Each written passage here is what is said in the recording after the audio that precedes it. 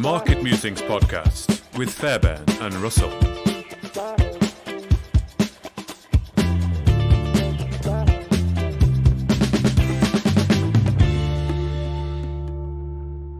Hello and welcome to the Market Musings podcast, where today we're joined by Scott Kaintz, the CEO of Corcel plc. It's good to be talking to you again, Scott. How are you? Great to be here. Doing well, thank you. And Kenny, of course, how are you doing? Is it sunny in Scotland like it is over in The Hague? Actually, Scott, I should ask you first, what's it like with you? Here in London, Yes. it's actually gorgeous. It's, I think, 19 degrees and the sun is out. You've got the same as me then. So does Kenny meet us, or is it dreary Scotland? No, to be honest, we've had probably 6 or 7 glorious days. Today it's slightly overcast, but there's still bits of blue. I'd say it's maybe 11 or 12, but it's still shorts weather, t-shirt weather for us. So it's tropical, so it is. Good. But no, it's great to have you back on, Scott. I'm trying to think when we last spoke. Was it tail end of last year, or was it? I think so. Yeah, in this format. Yeah, I think it would have been late last year. Yeah, and obviously, quite a lot has happened in the world since then. Obviously, the situation in Ukraine, it's just terrible at the moment. There's all sorts of impacts on commodities and prices, and everyday life is just affected now by what's going on between Russia and Ukraine. And obviously, the nickel price has had one crazy day where it went up 100%. I mean, in all reality, you would never, ever dream of that happening. No. It's just crazy. Yeah, the world has kind of come unhinged, as you say. I mean, I've got a bit of a background in Russia, Eastern European studies, and so I've been watching this all very closely. But as far as the metals markets, I mean, the nickel market appears to be broken, or at the very least, not functioning as it's supposed to. Do you think it was all stemming from the troubles? I think so. I mean, my understanding is there was a massive short position in China that a big manufacturer user of nickel had on, and that sort of had to be unwound like in 24 hours. And it set nickel to all-time highs. I mean, absolutely crazy. I mean, I checked right before we jumped on here, and it looks like it's another 15% up today and up 53% for the month. So to 36, 37 grand, something like that, down from its all-time high a week ago. But as I said, the markets aren't working at the moment. So it seems to be running into its kind of automated bump stops every time the market opens here in London. Yeah. So it was a short squeeze in action, wasn't it? I think this was the ultimate short squeeze. The ultimate short squeeze. I mean, to set prices that nobody believed were possible just a few weeks ago. I mean, insane. 36, 37,000. I mean, today, that's crazy. Yeah. Absolutely crazy. And for the LME to suspend, that's unprecedented. I was emailing the LME, and it was completely unprecedented to do that. They didn't elaborate on why, but I think you're perhaps correct in your assumption. That's what I read as well from other sources about this short position. I was just going to jump in. I believe that they're supposed to get a lot of lawsuits, in the next couple of months. Because if you think about it, I mean, it's really kind of unfair that this has been, in a sense, it's good for the market to be unwound this way in a reasonable way, but it's also unfair to some of the investors that should have benefited from it. Exactly. Well, what's the film, The Big Short? And he doesn't get what he should get, doesn't he, at the end of it? Because it's just, at the end of the day, he was like a lone person, and the money just wasn't there at the end of the day. I mean, he did well, but when you take these kind of big bets, the where everyone thinks it's not going to happen, and there's a huge short squeeze, then sometimes it's just not the money there to actually satisfy the other trade, I suppose. But you're right, completely unfair. There are a bunch of hedge funds that should have been settled, in the high double digits, right? I mean, 70, 80, 90,000, and they were kind of pushed back down to what are still high. Good numbers, but I guess their sort of real whopper trades might have been cut off there a bit, and no doubt there's going to be some lawyers mobilized to let that play out. I'm sure they will. I mean, the LME told me that it was we did this to ensure an orderly market. That's what they said, to ensure an orderly market. But I mean, supply and demand, that sounds orderly to me. Yeah, it feels like what they've done is delayed what might have actually worked itself out in a day or two with a lot of losses. And instead they're spreading it, they're spreading the volatility over a period of weeks. And, it runs up against its stops every day. And I think who would really want to be in this market where it's kind of just unwinding of a few of these big trades? I mean, it really discourages, I think, general participants. Yeah. So do you go on, Kenny? Yeah, I'm just going to say. So what are the long-term implications of this spike and slight retrace? Because nobody knows what could happen in the next few weeks. You know, anything could escalate or de-escalate, as the case may be, and you know, it's very volatile. What do you think? My take is it really depends on what happens with Russia. I mean, there's some concerns there around security of supply, obviously. I mean, everybody knows Norilsk, right? The big factory town in the north that supplies a lot of the world's nickel. If that really were to go offline or otherwise people just choose not to buy it, then it really does fundamentally change nickel pricing and nickel supply going forward at a time when, you know, certainly we at Corcel expected nickel to go up anyway, you know, over the next couple of years. And we saw that really more around, you know, EVs and nickel going into batteries, things like that. Nobody obviously anticipated a war in Ukraine and a big chunk of really valuable, no risk supply potentially going offline, or potentially having sort of users of nickel say, well, we don't want to buy from Russia any longer. You know, the LME is talking about bans on Russian metals of different kinds. I mean, that could lead to, you know, exceptional shortages over the midterm, and prices, you know, palladium's another one that's sort of crazy run as well. You know, there's a lot of supply comes from Russia. Yep. Yeah, exactly. So I think that the view there is to take a bet, you know, whether that's going to persist. I mean, the world seems more organized against Russia than it has been, you know, certainly than I can remember, probably dating back to Soviet days, really.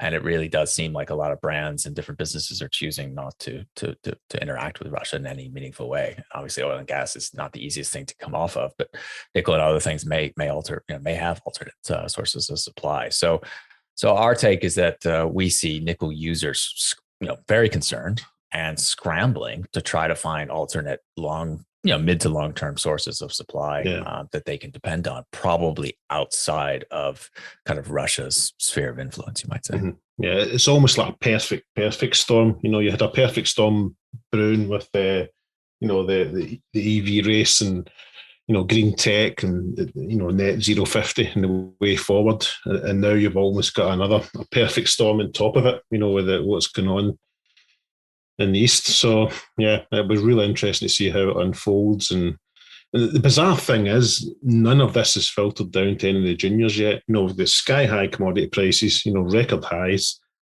and for want of a better term, the junior market it's on its backside. Yeah, so it is. No, it's weird. I agree completely. I don't know why we're not seeing retail and other kind of smaller investors sort of point out that some of these deposits, I mean, let's look at the two we have, the Mumbai deposit and the Wowo Gap deposit out in PNG. They're large, you know, they're world-class. They're not that far away from production, ultimately getting their licensing in order. These things have been valued at kind of zero for a long time on our balance sheet. I mean, give or take, we can debate that. And we're not yet anyway. We're not kind of seeing the recognition that these things go from, you know, whatever you wanted to value at them historically to probably a heck of a lot more valuable and more likely to be put into production. Yeah, that's a good point. So just let's go back to, you know, you mentioned Mambari and Wowo Gap there.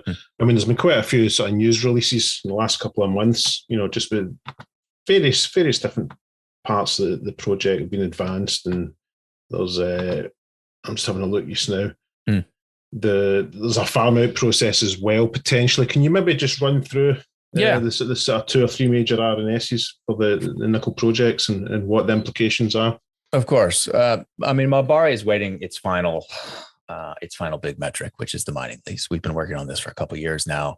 You know, I think I've said on this podcast and other formats, we know PNG is not the fastest, you know, organization, government organization in the world, but it really does seem like it's quite close now. It could be week to week, month to month kind of thing.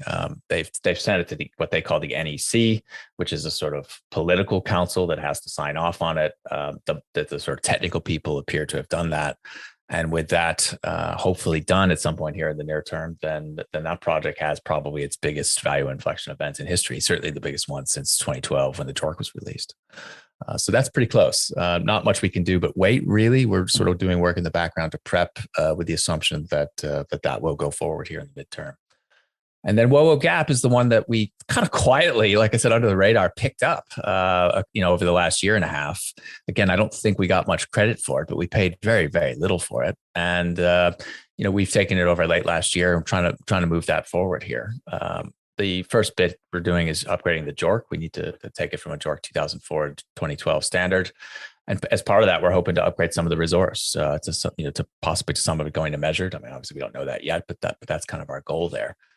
And yeah, the other day we announced that we've raised a bit of money and we're going to try to further compress that timescale because we're getting pressure from counterparties, some of the potential off-takers to go ahead and get the second project up to the point where Mambare is.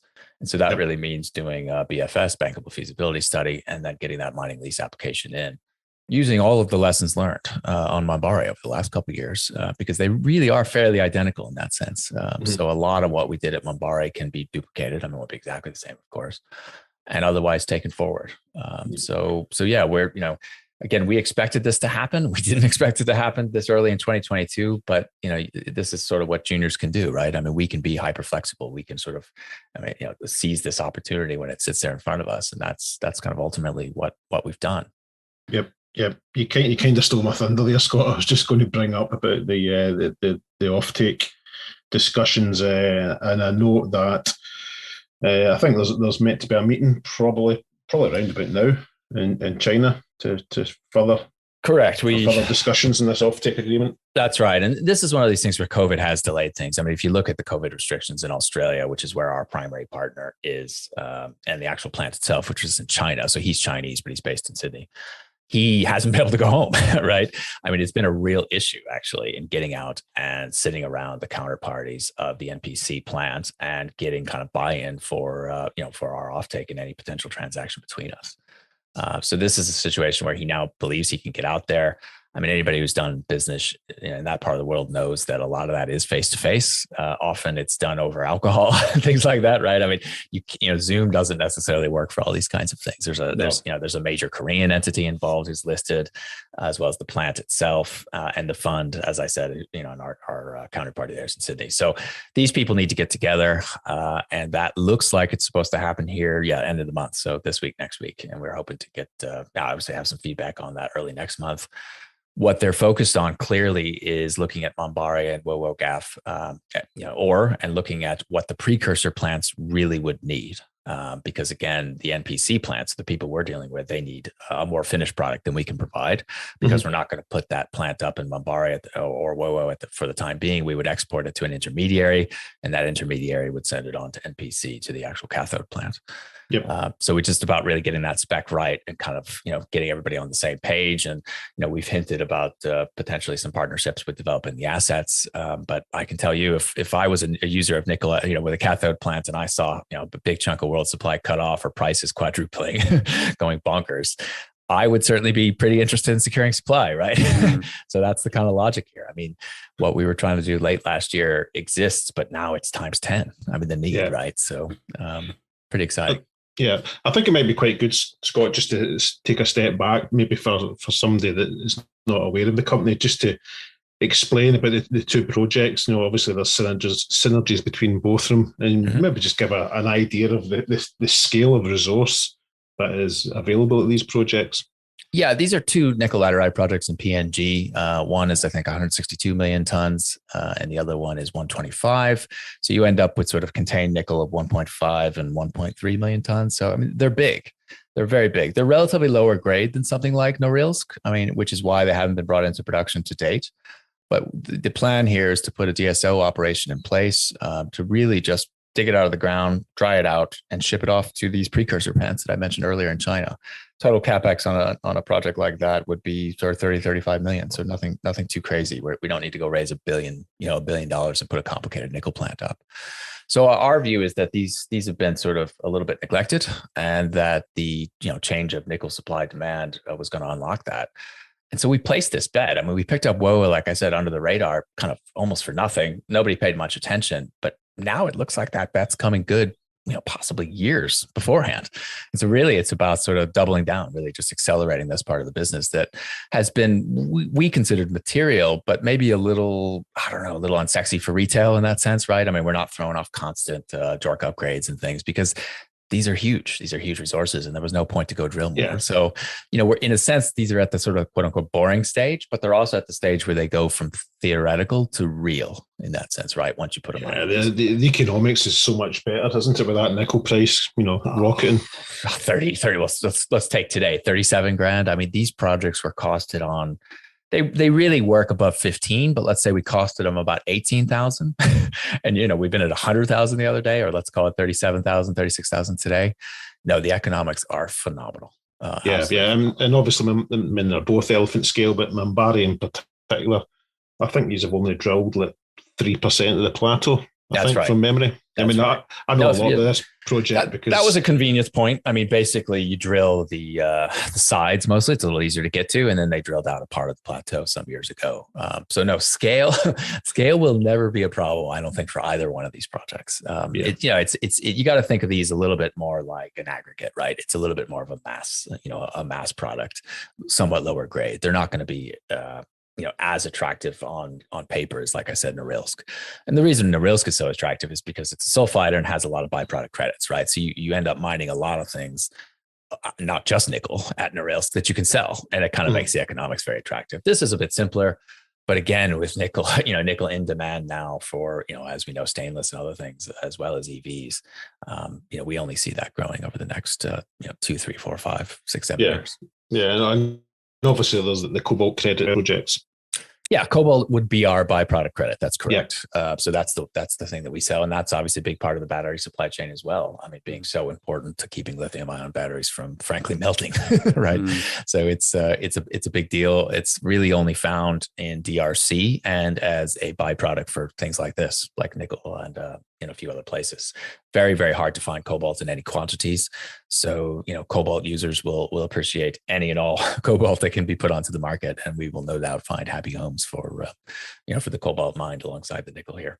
Yep. Sorry, Mark, I'll let you jump in. I know I've been talking for the last 10 minutes. That's okay. Do you think Scott Corcel look to add any other projects in the battery metals supply? We've been looking at that. I mean, if you look at what we're missing, right, lithium would be the obvious one. And it's something we're definitely open to. I mean, another nickel project, probably a nickel sulfide, maybe a little earlier stage where you got to do some exploration. That could be something I could see us looking at. The issue is, what we got for nothing because it was a bit out of favor. It's not super clear to me that we can pick up battery metal projects of any quality or, advanced ones anyway, at this point for reasonable price, right? If again, we get the share price motoring as we hope, you become a bit bigger company, maybe you take some of those bigger punts, but it's a balance, of course, right, of diluting current shareholders, which we obviously don't want to do, versus trying to add other projects like that. So I tend to think cheaper, earlier stage stuff fits for the moment. I mean, never say never, right, if the right thing comes in. But it is a hot space. And I think we are seeing the transition from battery metals as a future sort of area of interest to something that's happening, day to day. There's manganese as well, isn't there? Manganese fits into that. But again, that's sort of such a different animal with regards to how you might, it's a huge, you end up with huge resources. I mean, a lot of them, in places like South Africa, it's a very sort of different type of business, I would say. But never say never. I think lithium would be the one I would probably choose. A nickel sulfide target or some leases where you could go and drill out some nickel sulfide targets would probably be pretty exciting to us. Yeah. And then don't forget, we do have the vanadium asset still in Canada, which we are, continue to work on. Plans at the moment really there to do a bit of a review and try to figure out the best way to take that forward. We have some minority partners there as well, and obviously, I can't say anything too specific there, but I think there's probably a deal to be done at some point if we want to go ahead and take 100% of that. So yeah, I mean, we're pretty happy with what we have. I think, like I said, if there's one criticism of what we've been doing, it's that it's in that sort of permitting stage and doesn't sort of throw off a lot of super active news flow that some, obviously some retail people really like to see, the kind of weekly RNSs. But I do think you will see us accelerate this, as we've said, especially WOWO, which is the one we control a bit more. And it does look to be pretty busy. I mean, the BFS and the mining lease application, as well as the torque upgrade, are all going to keep us pretty busy over the coming months. And the idea there is really just to use this extra money to parallel process on some of of these instead of doing them sequentially, which obviously takes a little bit longer. And do you look at some point, just considering the nickel price too, I don't know, is there a value attributed at the minute to WOWO? Would you look to update that or? Not quite yet. We could. I mean, when we bought the project, there were some valuations by external parties, but I would argue at the moment, very difficult to value, right? With the price bumping around like it does. I mean, who knows what that's worth? But all to our benefit. I mean, if it's only gone up, let's put it that way. I mean, as a point of reference, both these projects, let's call it Mambare and Wowo, we believe have had about £7-8 million spent on it. So that's your cost basis. So that's kind of a bit of a floor, I would say. And where it goes from there is really, I think, getting mining lease in place, getting some of these other things in order, looking at the economics, deciding on what price we're going to use going forward. Because again, it may not be 18,000 anymore; it might be 26, and those economics are going to look pretty good. I mean, pretty good, which is why we need to move fast and get this done. Get Wowo upgraded as quickly as possible. Yeah, I'm just talking of moving fast, and you probably touched on some of it as well, but it'd probably be good to hear again. I mean, what's the rest of 2022 looking like for these two projects? What's the key?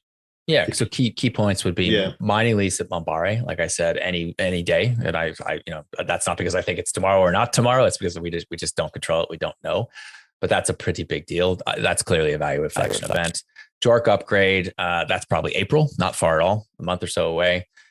Beyond that, the BFS, like I said, we're trying to bring that forward. So that's being scoped at the moment via gap analysis type work, which then leads directly to the BFS, which we anticipate takes probably a couple of months. And then you get on and apply for the mining lease, which we could see how far we can accelerate that. But my guess is that's next year, early next year, realistically.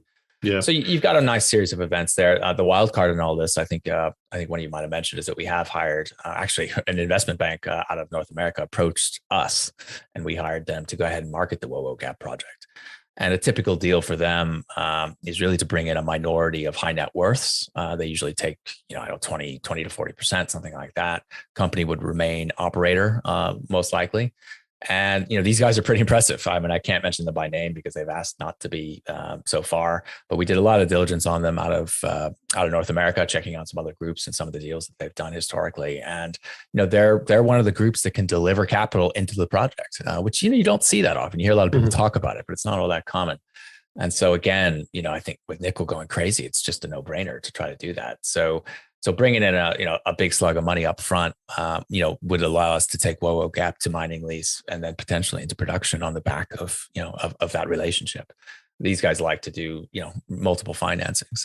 They're a bit of an old fashioned, fairly kind of traditional group in that space. A lot of they do exclusively mining. And we're pretty excited to see how they can potentially hook us up with, I would say, pools of capital is probably a little bit untapped for us. So that's the other bit of news, I would say. We put that out the other day, and that process has begun. And obviously, we'll update the market as soon as we have something firm there. Yeah, and it's just picking up what you said there. So we assume that any debt will be at project level. There'll be no dilution to shareholders going forward with regards to some of the activities you talked about. Yeah, exactly right. Certainly, we would not fund the project at the PLC level. These would all be project funded, much like our projects on the flexible grid solutions side. So the idea, of course, is to have the topco be kind of light and be able to take fees and collect winnings from all these different deals as they progress at different speeds. We'll always try to protect the equity side. We don't see anything that I've talked about here requiring dilution or significant dilution at the PLC level. Certainly this bank, their mandate has been to take this into the project. They specifically approached us, like I said, with that plan in place. And that's where we sit at the moment.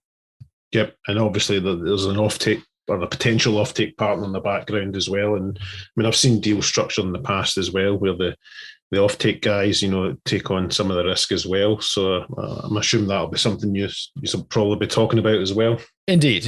Like I said, I think they need to sit down. We need to work out the spec and make sure that that's something we can deliver. I mean, that's part of what that DD is that we've announced. And then I could see them moving pretty aggressively there. I mean, I certainly, again, I think any of us certainly would if we were in their shoes. They had this opportunity to some extent comes from COVID. It comes from some supply chain issues they had in getting access to these kind of raw materials during COVID. That's now just gone 10x worse, frankly. So it makes a lot of sense for them to work very closely with us to make very clear what they need, where it's going to be sent, and to facilitate these projects going from, as I said, exploration licenses today to mining leases and ultimately into production. Yeah. And I think for groups of this size, and again, I encourage people who haven't looked it up to look at the investors, including the big Korean company Cosmo behind these behind NPC and Sentinel, the big mining fund. I mean, these are serious industry players. And for them, honestly, the kind of checks we're talking about in PNG they're not that big, if you're going to get guaranteed offtake for a certain amount of years. Yep. And obviously, I mean, so I'm not going to, I suppose it is. COVID was a black swan event, so it was, and you could potentially say that Russia-Ukraine is a black swan event as well. And usually what happens after these events is there's a lot of mergers and there's a lot of acquisitions and survival of the fittest, etc. So, and it's usually whoever makes the first move, and then it's quickly followed by all the other majors snaffling up anything that's available. So, yeah, the rest of 2022 is going to be extremely interesting to see how not just the nickel market pans out, but obviously, gold, palladium, platinum, all the stuff that comes from Russia and Ukraine for that matter. Yeah. All Ukrainian production is offline. Yeah, as well. I think from memory, wheat, I believe, is supposed to be a huge issue. I mean, Ukraine was always the breadbasket of the Soviet Union and famous for that, and that's all offline. So we're going to have ramifications, and fertilizer as well.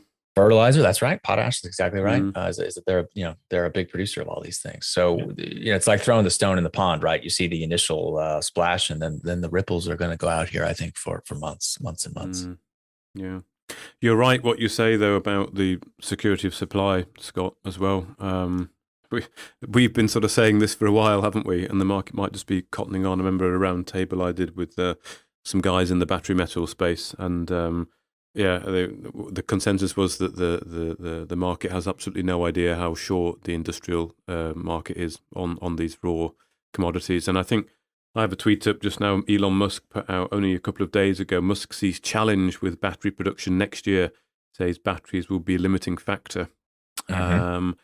And do you think that short we talked about with the nickel, do you think that is an early warning sign of what's to come? Do you think finally the sort of commodities mining space will see its day, maybe driven by commodities for battery metals?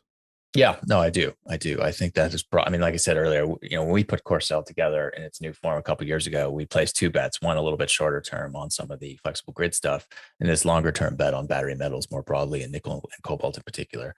And as I said, it hasn't gotten a lot of love for some reason. I mean, we were snapping things up cheaply and people didn't seem to care, but it certainly looks to me like that day has come a lot sooner than we all expected. I mean, and like I said, our goal here is to take advantage of it. So I'd like to see that, as we kind of said earlier, filter down. Obviously, it probably starts with the bigger companies first, the ones in production, and then down to assets like ours that are nearing being able to be put into production. And so, we'd like to see that re-rating. But you're right. I mean, all you have to do is listen to a battery metals panel. And people warn. They warn because the industry doesn't understand. I mean, they don't understand how long it takes to put things into production. To go from nothing to a mine, can take 8 to 10 years.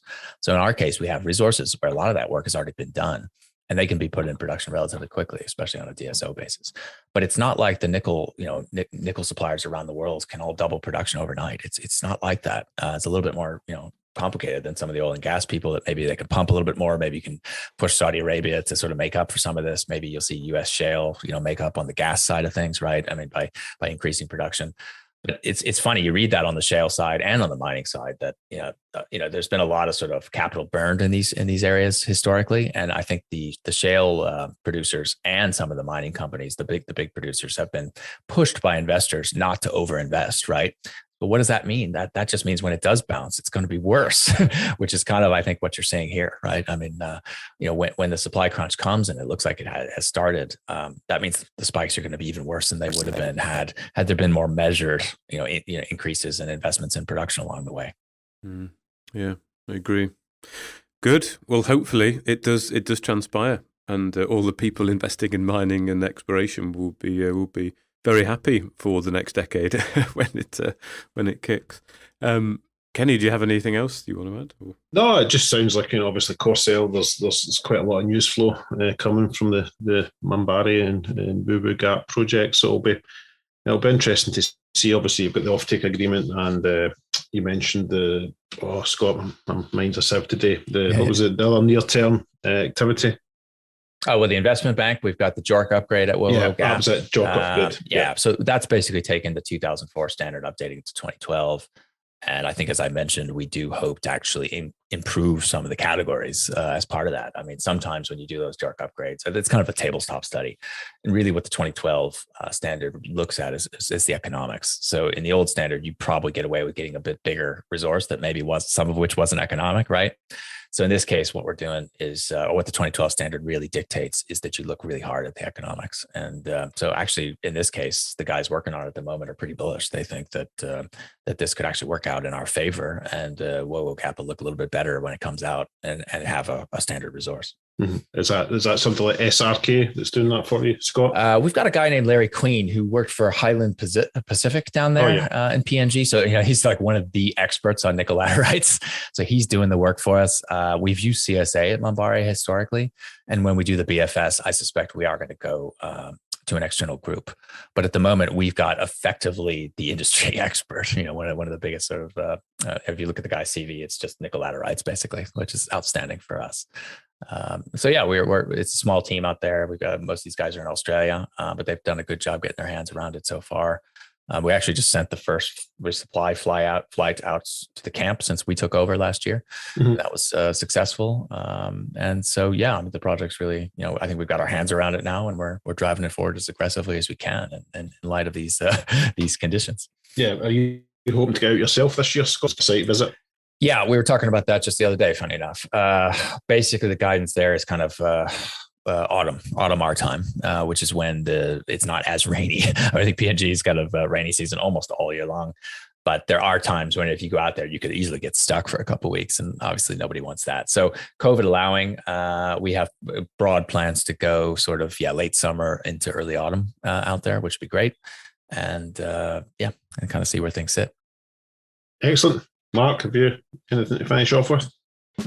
No, I'm all good. I'm quite glad we had this chat, Scott. That was a nice little update of Corcel and discussion on what might be to come in the battery metals market. So I'm all good. Hopefully we catch up again in not too distant future and see where things are, see what nickel price is doing. Excellent. Thank you both very much. Thank you, Scott. Cheers, Scott. Yep.